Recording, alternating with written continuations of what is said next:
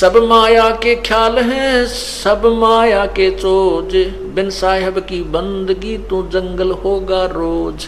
ओह, ये जो राम नाम नहीं रटते, इस माया काल की माया के ही सब चोज माने आपको झूठा सुख दे रखा है।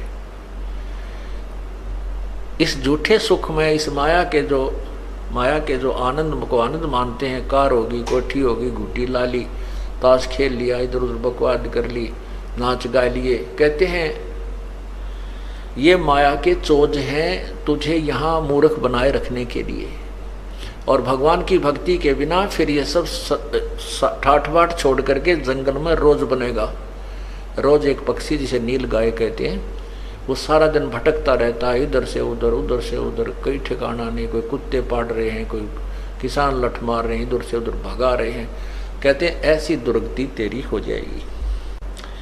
और जो हमारी शरण में है, जो जन हमारी शरण है, ताका हूँ मैं दासे, भक्ति अनाहद बंदगी अंतलोक प्रकाश। जुन्नी संकट मेटे हूँ, देहू निश्चल बासे, और अंतर में रखूंगा जम की नहीं तरास। अब जैसे आपने पहले सुना वाणी में, अमृत वाणी में, कि माया हुई तो क्या हुआ, भूल रहा नरभूत, पिता कहेगा कौन को, तू वैश्या का पूत। अब कहते हैं जो हमारी भक्ति करता है उसके लिए क्या बताते हैं कि जुन्नी संकट मेटे हूँ, देहू निश्चल बास। निश्चल उस शाश्वत स्थान सतलोक में आपको निवास दूंगा, आपका वहाँ ठिकाना बना दूंगा, और उरंतर में रखूंगा। अपने जैसे बंदरिया अपनी छोटी सी बच्ची को सीने से लगाए फिरता है, नीचे चिपका लेता है, वर्षा से भी, गर्मी सबसे बचाने की चेष्टा करती है, जैसे भी उसके पास समाधान है वो अपने बच्चे को सीने से लगाए फिरते हैं। कहते हैं ऐसे मैं आपको अपने हृदय के अंदर इस प्रकार बचा के रखूंगा, और काल की त्रास पीड़ा तेरे तक नहीं आने दूंगा। जुन्नी संकट मेट हूँ, देहू निश्चल बासे, उरंतर में राखे हूँ जम के नहीं तरासे। इस माटी के मैल में मगन भया क्यों मूडे, कर साहेब की बंदगी उस साई को ढूंढ, उस साई को। ओए होए, तत्ब्रह्म गीता जी के अध्याय नंबर 8 के मंत्र नंबर 1 में कहा है कि किम तत्ब्रह्म, किम अध्यात्म, किम अधियज्ञ और किम अध्यात्म पुरुषोत्तम।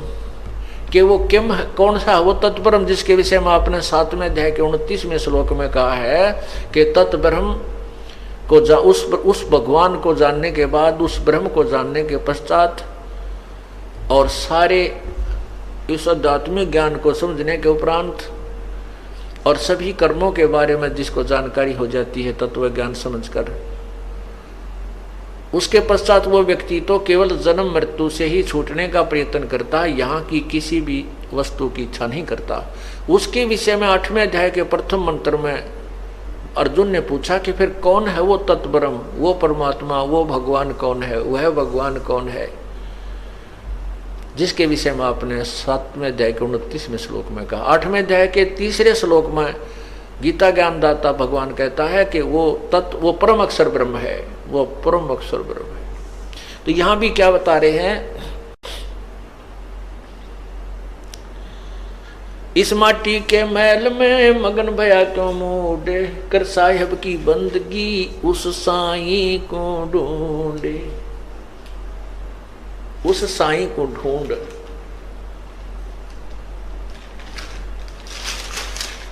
उस परमात्मा, उस साईं माने उस भगवान को, तत्ब्रह्म को ढूंढ।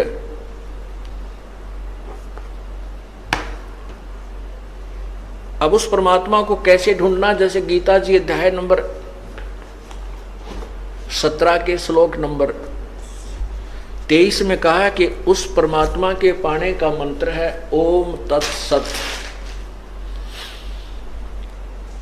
ओम तत्सत, ओम ब्रह्म का जाप है, और तत् जो है ये परब्रह्म का जाप है। तत् सांकेतिक जो सार जिसको सतनाम प्राप्त हो गया है वो समझेगा। अब जैसे हम प्रथम मंत्र में आपको ओम नाम दिया जाता है,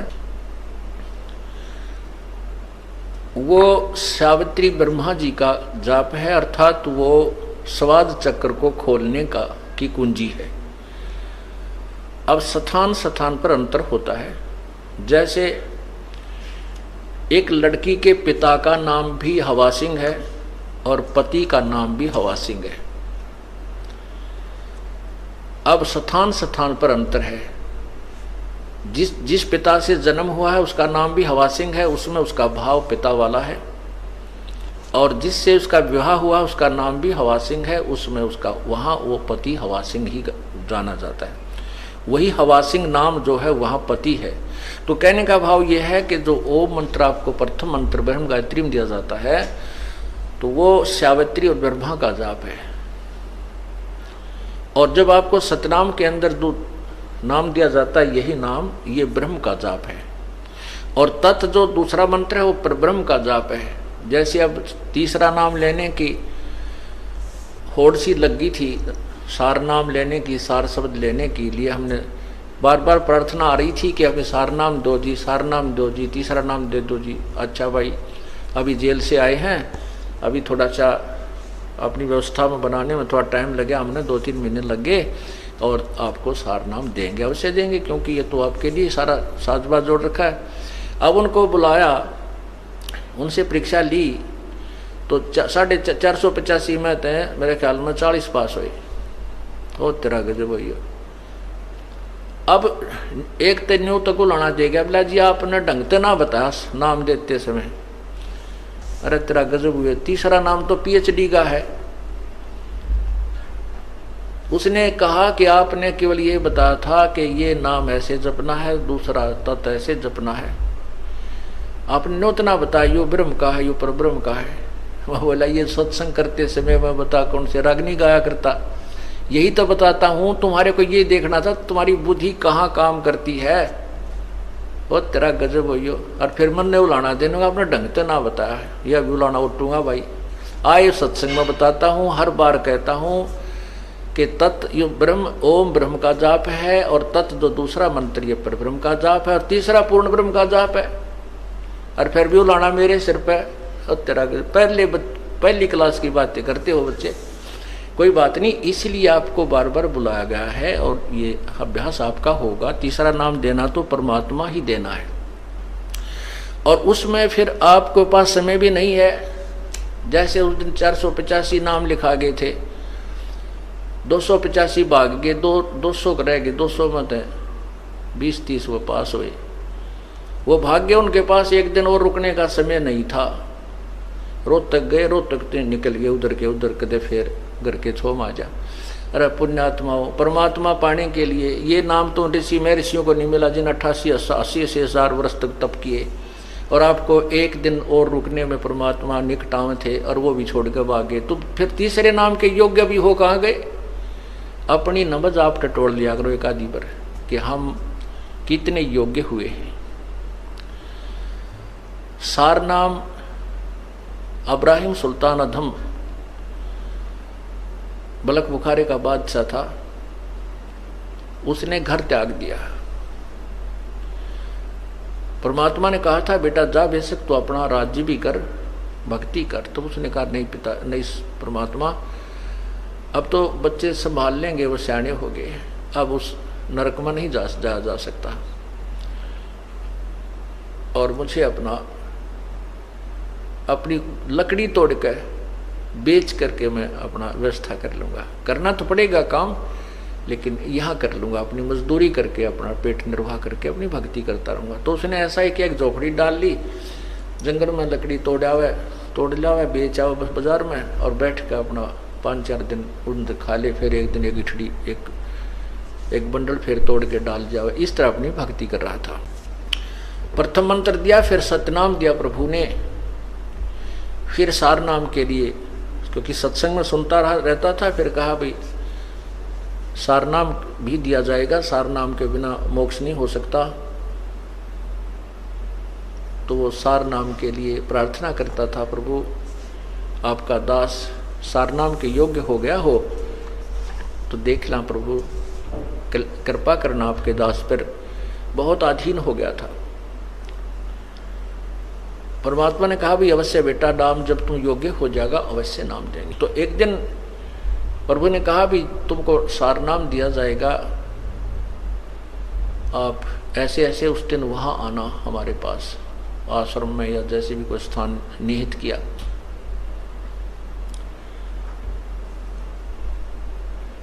अब उधर से परमात्मा ने अपनी एक शिष्या से कहा बेटी, क्योंकि जहाँ परमात्मा रहते थे, क्योंकि सतगुरु ना जाने कितनी बार आए हुए हैं, वो केवल कबीर नाम से प्रकट हुए हैं, कति आम्या शामी तो अब मैं भगवान हूँ और वो सारा अन्य उनमें भी आए हैं और कुछ दिन अतिथि रूप में रहे हैं। उनके विषय में कोई ये नहीं बता पाया कि ये कौन थे, कहाँ के रहने वाले थे। प्रश्न करा करते थे भी आप कौन हो, कहते संतों के बारे में ज़्यादा नहीं खोजबीन नहीं करनी चाहिए।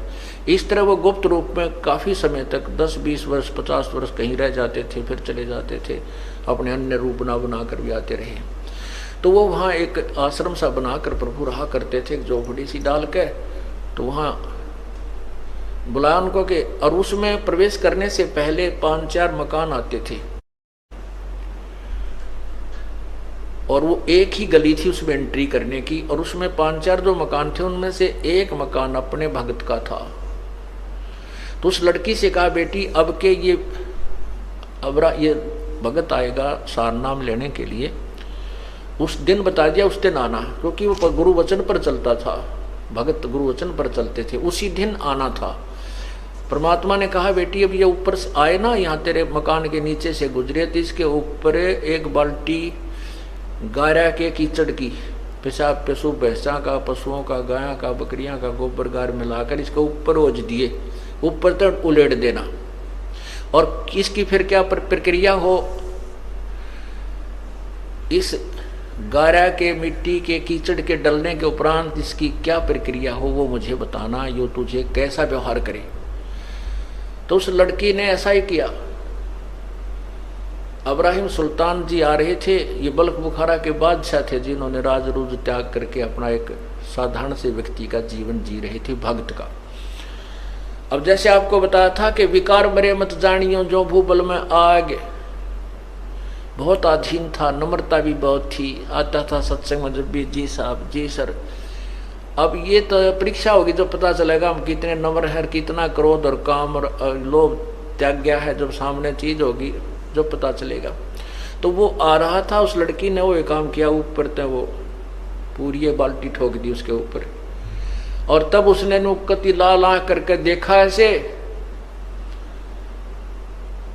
तो बहुत गुस्से में कहने लगा कि यदि आज मैं राजा होता तुझे वो सजा देता दुनिया देखती, तेरी आंखें फूट गई हैं क्या, आते जाते नहीं दिखाई देते तुझे। अब वो लड़की थोड़ी सी देर के बाद नहा धो कर अपने वहां भी पहुंच गया आश्रम में। तब पूछा बेटी वो किया आपने फार्मूला प्रयोग? बिल हाँ जी किया। तो क्या क्या प्रतिक्रिया हुई भक्त की? उसको नहीं पता था कि ये कभी राजा भी था, लड़की को नहीं मालूम था कि ये राजा था, क्योंकि वो नहीं बताता था। तब उसने पूछा, लड़की ने अपने परमात्मा से, गुरुदेव से कि हे भगवान क्या ये राजा था?